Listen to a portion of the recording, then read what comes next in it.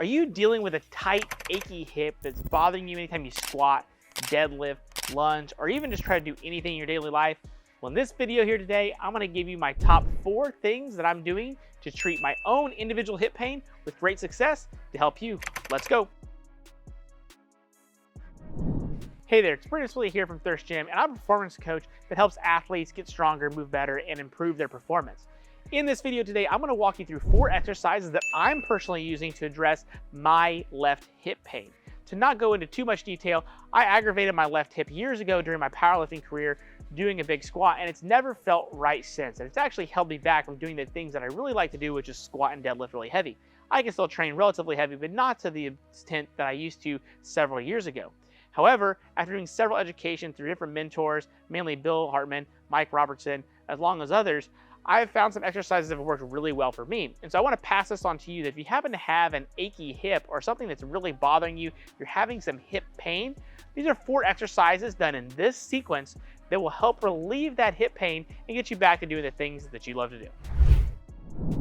Now, before I walk you through these exercises, we're going to use my lovely friend Bertha here to kind of show you what's going on with the hip, okay?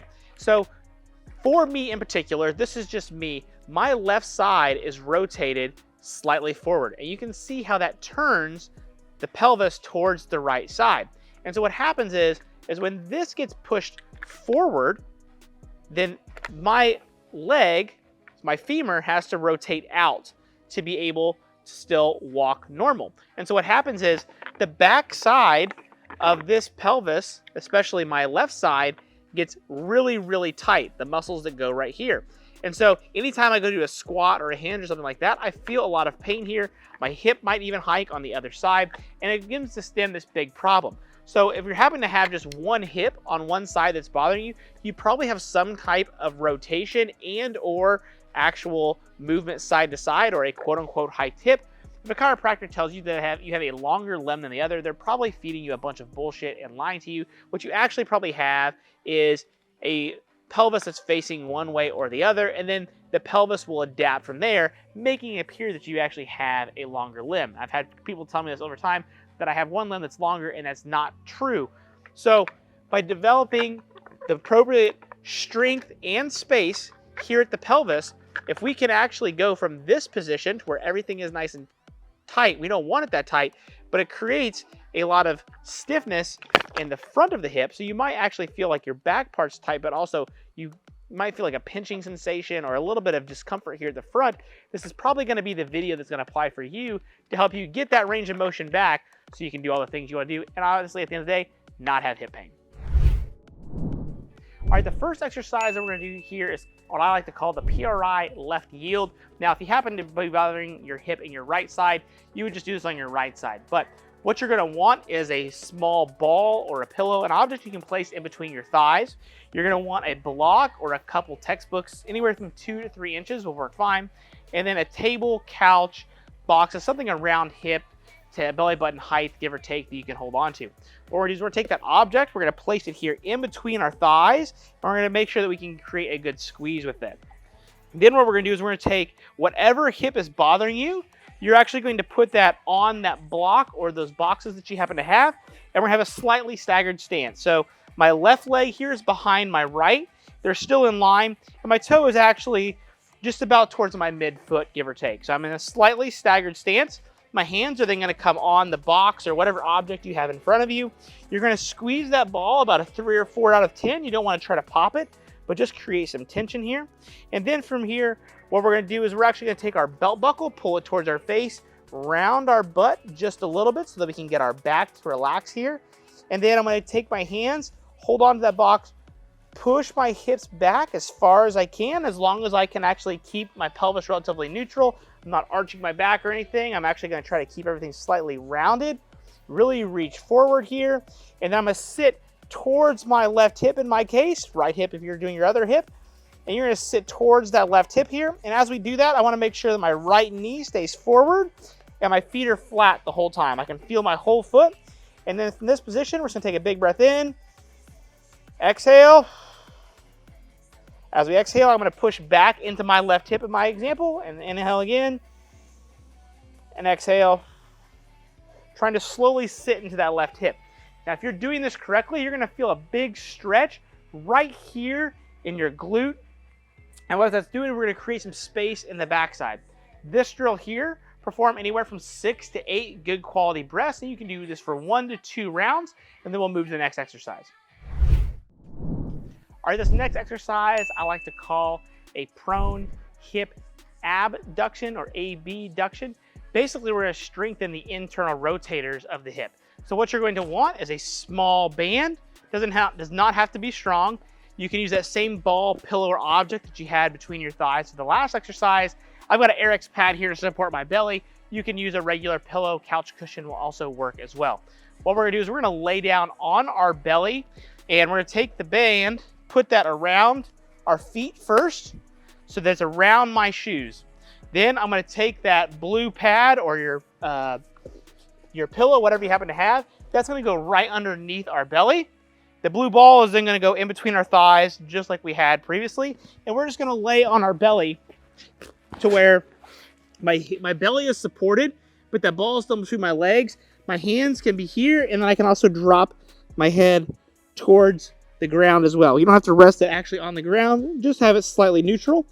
Legs are going to come up here so that they're bent at 90 degrees at the knee. I'm gonna slightly squeeze that blue ball, and then I'm gonna drive my feet out into that band for about a 4 to 5 out of 10. It's not a maximum effort exercise, okay? All we're gonna try to do is just create as much tension in that band as possible for about a 4 or 5 effort. If you start to do it too hard, what you're gonna find is you're starting to arch through your back to do the exercise. We don't wanna do that. Your back should still be relaxed. And then we're just gonna drive our feet out into that band while squeezing that ball or object you have between your legs. And from here, we're just gonna take some breaths in through our nose, out through our mouth. Again, remember to keep your back relaxed, just focusing on your feet going out into that band, in through your nose, out through your mouth, and you're just gonna hang out there. What I recommend doing for that is doing about 2 to 3 sets of 3 to 5 breaths. And what we're gonna do is we're gonna strengthen the internal rotators there, but the prone position is gonna make sure that we're not up high into this deep amount of hip flexion, so that we can actually have our leg relatively relaxed, and we can still strengthen the internal rotators without, again, having to arch the back or compensate. Because usually if we get into a position of too much hip flexion, we'll start to lose internal rotation. So what we want to try to do is strengthen those internal rotators. Since we've got that tight external rotator on one side, one, you're going to be able to feel an imbalance if you happen to have one. But when it strengthens those internal rotators, as they strengthen or they have to do work, the external rotators on the backside have to relax to allow for that motion to occur. So it's going to get those muscles to tone out a little bit, but also strengthen the internal rotators isometrically. It's going to help stabilize your pelvis more, and ultimately making your hip feel better and be a little bit stronger in different positions. Exercise number 3 are going to be prone adductor slides. And so what we're gonna do is we're gonna take 2 kind of sliders. Furniture sliders work great. You could also use towels on like a hardwood or slidey surface will also work. And you're gonna put your knees on those pads or on those towels that you happen to have. And this is going to look like an incredibly awkward exercise, but I assure you it will make your hips feel better. So from this position, we're just going to get on our hands and our knees underneath our hips. And then from this position, I'm actually going to drive my knees out as far as I can, feeling a big stretch, making sure that my hips stay forward, and then I'm going to bring my knees together and squeeze. So come this way, lengthen as much as I can. Again, as long as my hips can stay forward. We're not trying to be sitting back. We're also trying to not arch. We just want to make sure that our hips can stay relatively neutral to the ground, and then bring them together. Reach longer, feel a good stretch, squeeze at the top. Lengthen, and then squeeze at the top. Now what this is doing is I'm getting lengthening through my adductors, and for many people, adductors start to get tight, aggravate the groin. So the lengthened position here is great. One, we're getting some active mobility, which is awesome.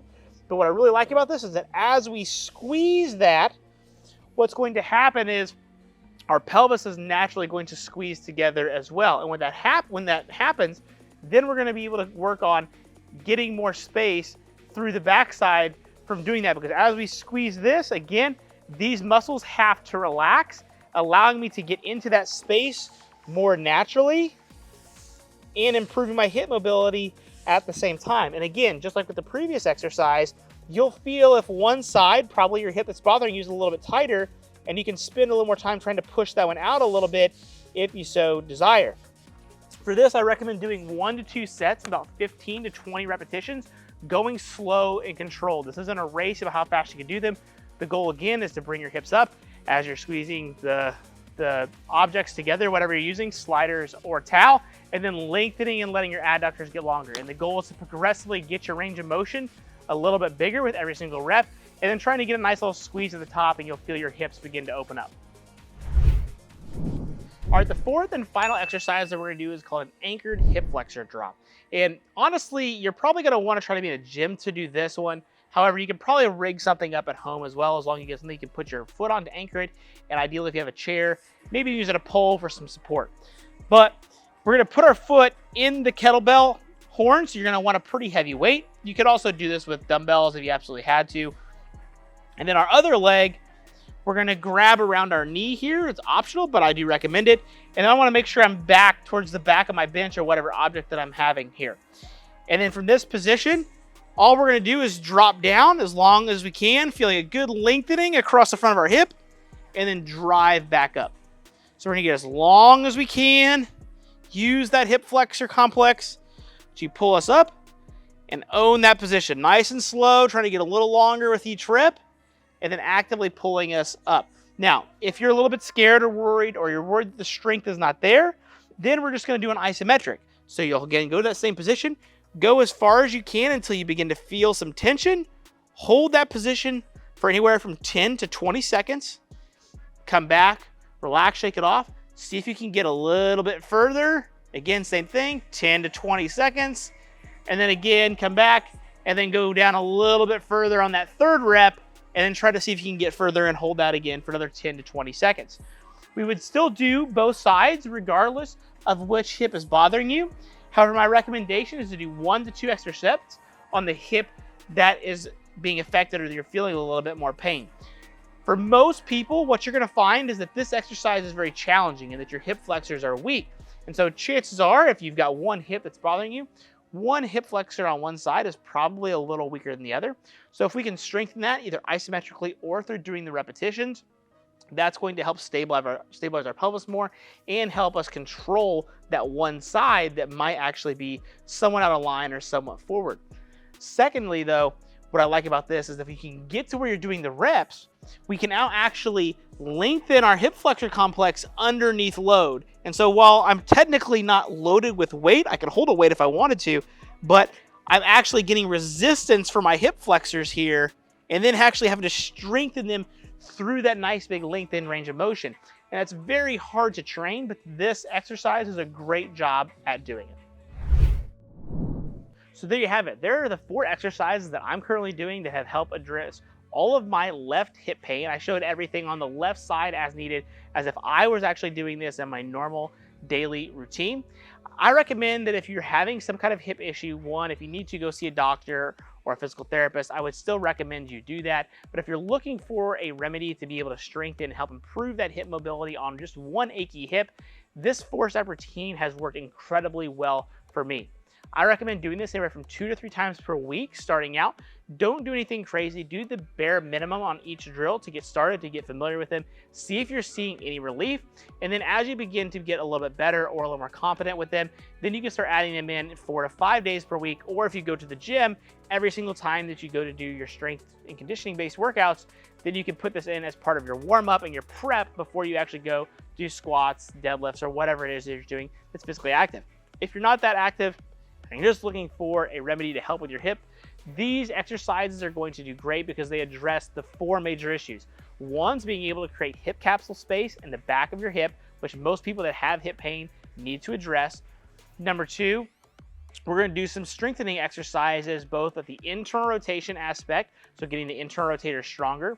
We're going to get strength at length with our adductors, so getting more adductor mobility and actually getting, again, starting to open and close that pelvis to actually get the pelvis to adjust. And then we're going to strengthen the hip flexors through a nice big range of motion as long as you can get into it and build up over time. And doing that will then one, make your hip mobility improve, but also improve the strength of that hip stability, and that will ultimately help you get rid of that achy hip pain over time. Do me a favor, if you haven't enjoyed today's video, hit that like button, hit the subscribe button. It's completely free, costs you nothing, as I drop more videos like this every single week. Thanks for watching, and I'll see you at the next video.